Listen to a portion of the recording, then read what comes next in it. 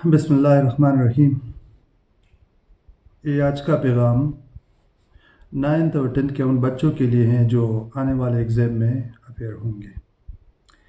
चूँकि जैसा कि आप सबको पता है कि आने वाले इम्तिहान में हम कुछ पेपर्स में ऑन स्क्रीन मार्किंग पे जा रहे हैं, इसीलिए मैंने ये ज़रूरी समझा कि मैं बच्चों को कुछ हिदायत जारी करूं ताकि वो वाली गलतियां ना दोहराएं जिनकी वजह से उनके मार्क्स कटें। हम इंग्लिश में, फ़िज़िक्स में और केमिस्ट्री में ऑन स्क्रीन मार्किंग पे जा रहे हैं। ये जो मेरे हाथ में आंसर शीट आप देख रहे हैं, ये वो स्पेसिफिक आंसर शीट है जो आपने इन्हीं तीनों पेपर्स में यूज़ करनी है, यानी इंग्लिश, फ़िज़िक्स और केमिस्ट्री में। ये एक स्पेशलाइज्ड टाइप की आंसर शीट है। जब आप इसको देखोगे तो आपको पता चलेगा कि इस पर हमने कितनी मेहनत की है।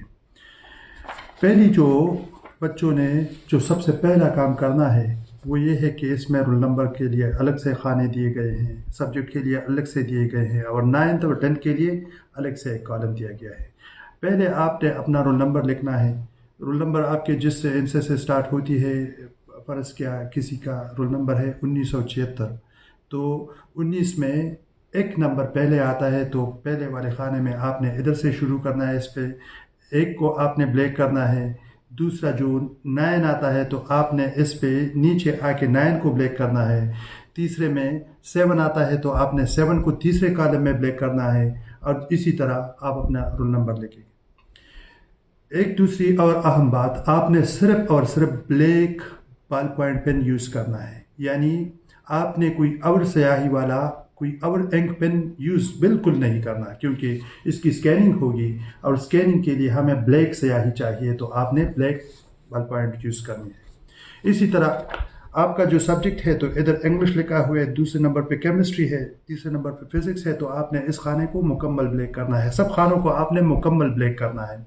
इसी तरह अगर 9th का है तो आपने 9th को ब्लैक करना है, 10th का है तो आपने 10th को ब्लैक करना है। ऊपर आप सब्जेक्ट वर्ड्स में भी लिखेंगे। इसके बाद आते हैं इस वाले पेज पे। तो पेपर में, क्वेश्चन पेपर में जो शॉर्ट क्वेश्चंस होंगे तो उसमें आपने सब शॉर्ट क्वेश्चंस नहीं करने, लेकिन हर शॉर्ट क्वेश्चन के लिए हमने एक पेज दिया हुआ है। पर इसके कोई बच्चा पहला वाला शॉर्ट क्वेश्चन को छोड़ता है या छोड़ती है तो इस पेज को आपने ब्लैंक छोड़ना है। आप अगर 3 नंबर का शॉर्ट क्वेश्चन अटेम्प्ट करेंगे तो आप तीसरे पेज पे आएंगे। इसका मतलब ये है कि हर शॉर्ट क्वेश्चन के लिए एक स्पेसिफिक पेज है, आपने उसी पेज पे उसी शॉर्ट क्वेश्चन को लिखना है। जो शॉर्ट क्वेश्चन आप छोड़ते हैं तो उस वाला पेज भी आपने ब्लैंक ही छोड़ना है।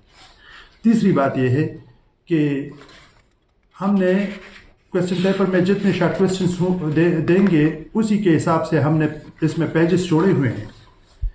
तो उसमें जो शॉर्ट क्वेश्चंस आप अटेम्प्ट करोगे उसी के मुताबिक पेज भरेंगे, और जो शॉर्ट क्वेश्चंस आपने छोड़ने होंगे तो उस वाले पेजेस आप ब्लैंक छोड़ दें। इसी तरह फिर लॉन्ग क्वेश्चन पे आते हैं तो हर लॉन्ग क्वेश्चन के लिए हमने 3 पेजेस दिए हुए हैं। जैसा कि इधर से शुरू होते हैं, ये 12 नंबर, तो एक ये पेज हो गया, दूसरा ये पेज हो गया, तीसरा ये पेज हो गया।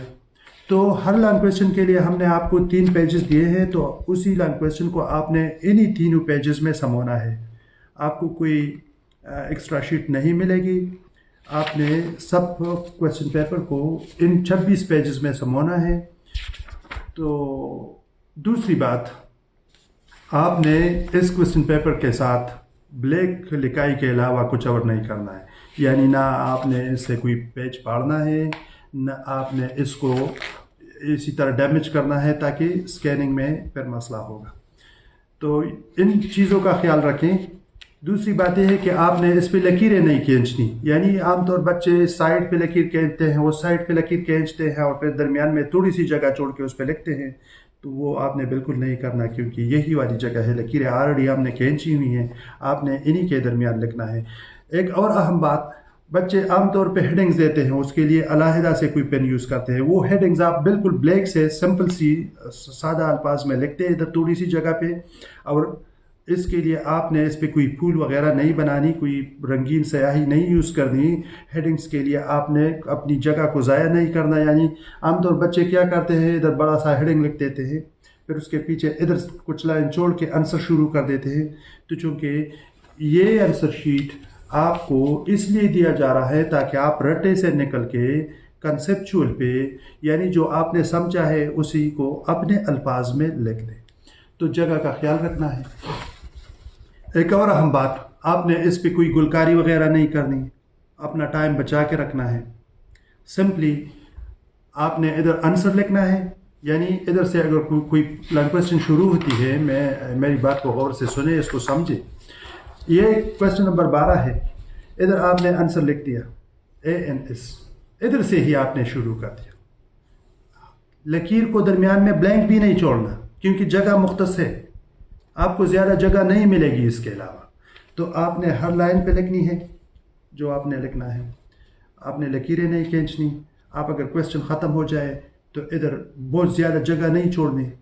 دوسری بات، اگر اس کویسچن میں کوئی سیکشنز ہے، یعنی ABCD، اس پہ بھی بہت سے بچے سوچتے ہیں کہ ہم کیا کریں گے.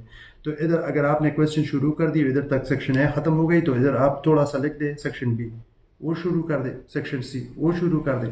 تو اسی طرح ہر کویسچن کے لیے آپ کو ہم 3 ہی صفحے دے رہے ہیں، اور ان 3 صفحوں میں آپ نے اس کویسچن کو سمجھنا ہے. ہاں، ایک کویسچن اور بھی جو بچے پوچھتے ہیں کہ اگر 3 صفحے دیے ہیں اور کویسچن 2 میں آ جائے تو تیسرے کا کیا کرے، تو تیسرے کو بلینک چھوڑ دیں.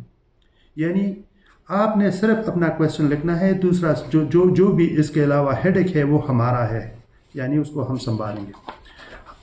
بچے اکثر پوچھتے ہیں کہ اگر غلطی ہو جائے، یعنی ادھر سے آپ نے کوئی کویسچن شروع کر دی اور اس کو آپ غلط سمجھتے ہیں کہ غلط ہے، تو آپ نے کیا کرنا ہے، اس پہ ایک لکیر کھینچنی ہے اور اس کے نیچے پھر اپنا صحیح والا کویسچن شروع کرنا ہے. کچھ بچے یہ بھی پوچھتے ہیں کہ اگر کچھ غلط ہو جائے تو کیا ہم اس پہ وائٹنر کی یوز کر سکتے ہیں. وائٹنر آپ بالکل یوز کر سکتے ہیں، لیکن اس میں ایک مسئلہ ہے کہ وائٹنر ایک ابھرا ہوا سطح وہ بناتا ہے، اسکیننگ میں وہ مسئلہ آ سکتا ہے. تو اس لیے میرا مشورہ یہ ہے کہ آپ اس پہ ایک سمپل سی لکیر کھینچ لیں، اس پہ آپ پھر وہ اپنا صحیح والا آنسر جو ہے اس کے نیچے شروع کر دیں. بچے یہ بھی پوچھتے ہیں کہ ہم نے ڈائیگرام کیسے بنانا ہے، پنسل سے بنانا ہے، کوئی اور انک سے بنانی ہے. ڈائیگرام بھی اسی بلیک بال پوائنٹ پین سے بنا دے جس سے آپ اپنا آنسر لکھ رہے ہیں. یہ بلیک جو سیاہی ہے یہ اسکیننگ کے لیے بہت اچھی ہے، یعنی اس کی امیج بڑی اچھی آ رہی ہے. تو آپ بلیک پوائنٹ پین کو بال پوائنٹ پین کو یوز کریں. ڈائیگرام بھی اسی سے بنا دیں. اگر کوئی ریئیکشن وغیرہ لکھنا ہے تو وہ بھی اسی سے کر دیں.